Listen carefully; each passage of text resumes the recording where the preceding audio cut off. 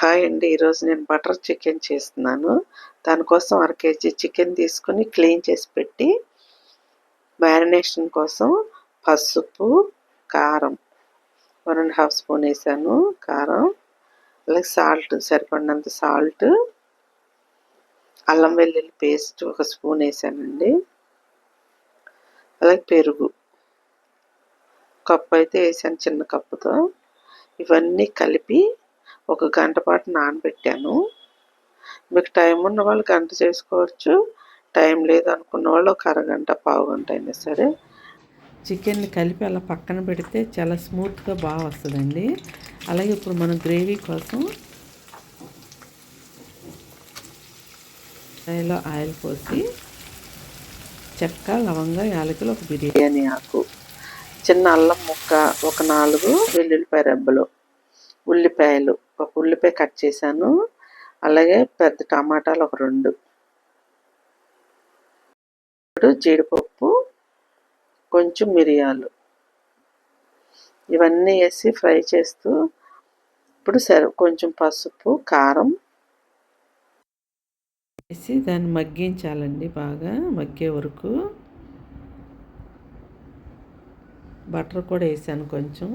Butter chicken కదండి, butter అయితే కొంచెం ఎక్కువగానే యూస్ చేసుకోవాలి మనం. ఇవన్నీ బాగా మగ్గుతూ ఉండగా కొంచెం కొత్తిమీర కూడా వేసానండి. కొత్తిమీర, కసూరి మేతి కూడా వేసి ఇవన్నీ బాగా మగ్గిన తర్వాత కొంచెం వాటర్ పోసుకుని ఉడికించుకోవాలి.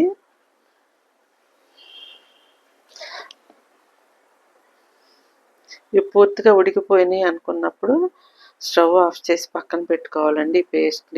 ఇది పేస్ట్ చేసుకోవాలి కదా, దీనికోసం చల్లారే వరకు పక్కన పెట్టాను.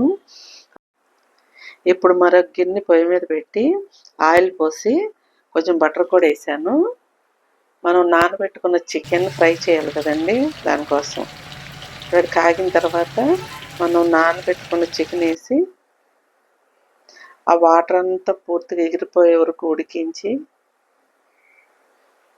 ఆ నూనెలోనే ఫ్రై చేయాలండి, చక్కగా గోల్డెన్ కలర్ వచ్చే వరకు.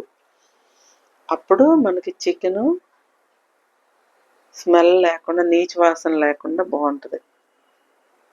బాగా ఫ్రై అవ్వాలి చికెన్ అనేది.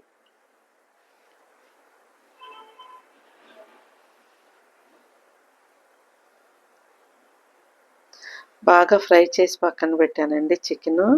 ఇప్పుడు నేను ఉడికించి పక్కన పెట్టుకున్న ఉల్లిపాయ ఇదంతా ఉన్నాయి కదండి, టమాటా, దీన్ని పేస్ట్ చేసుకున్నాను. మిక్సీలో వేసి పేస్ట్ చేసుకుని బాగా స్మూత్ పేస్ట్ చేసుకుని అలా అయినా వాడేసుకోవచ్చు. లేదు మాకు రెస్టారెంట్ స్టైల్ కావాలి అనుకున్నప్పుడు దీన్ని ఇలా వడకట్టుకోవాలండి. వడకట్టుకుంటే అప్పుడు పేస్ట్ అనేది చాలా స్మూత్గా వస్తుంది. కాబట్టి వడకట్టుకొని అవసరం లేదు, కానీ మీకు చూపించడం కోసం నేను ఇలా వడకడుతున్నాను.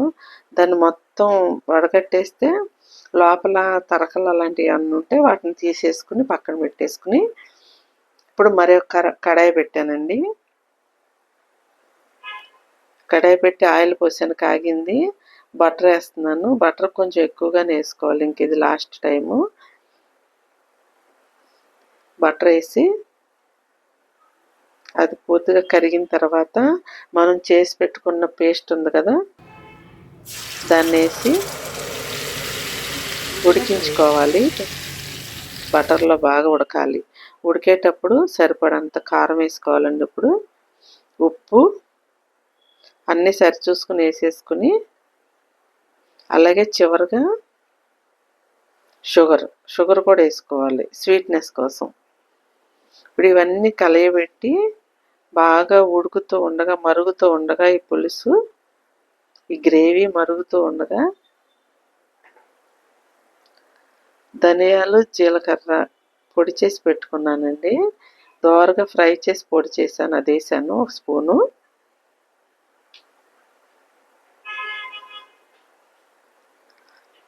ఇప్పుడు ఫ్రై చేసిన చికెన్ వేసి బాగా ఉడికించుకోవాలి దగ్గర పడే వరకు. మరీ దగ్గరగా కాదు, లేకపోతే మరీ పలచగా కాకుండా ఉడికించుకోవాలి. అది సగం ఉడికిపోయిన తర్వాత ఇంకా మనం దించుకుంటాము. ఒక 2-3 మినిట్స్లో అనగా ఫ్రెష్ క్రీమ్ వేసుకోవాలండి. ఫ్రెష్ క్రీమ్లో కూడా కొంచెం సేపు ఉడికితే బాగుంటుంది ఆ టేస్ట్ అనేది. ఉడికించి మనకి ఏ కన్సిస్టెన్సీలో కావాలో ఆ కన్సిస్టెన్సీలో ఆపేసుకొని కర్రీని మనం సర్వ్ చేసుకోవటమేనండి. చివరిగా మళ్ళీ క్రీమ్ అప్లై చేసుకుంటే బాగుంటుంది. చూసారుగా, బటర్ చికెన్ రెడీ అయిపోయింది. కర్రీ అయితే చాలా టేస్టీగా వచ్చిందండి. నచ్చితే లైక్ చేయండి, మీ ఫ్రెండ్స్కి ఫ్యామిలీ మెంబర్స్కి షేర్ చేయండి, మా ఛానల్ని సబ్స్క్రైబ్ చేసుకోండి. ఈ బటర్ చికెన్ మీకు ఎలా నచ్చిందా లేదా అనేది కామెంట్ కూడా చేయండి. బాయ్ అండి.